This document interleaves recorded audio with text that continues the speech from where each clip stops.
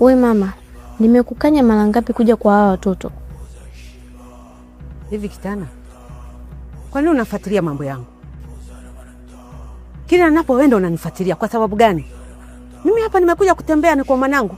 Unakuja kuwatembelea watoto wako kwa namna hiyo? We mtoto, jiangalie.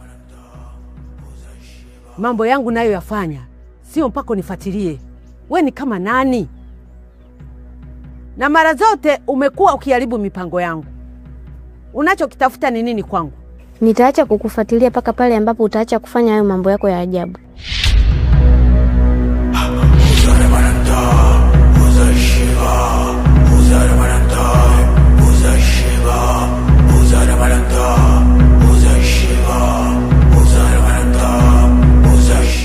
Nini kinaendelea Kitana? Mambo ni yale yale.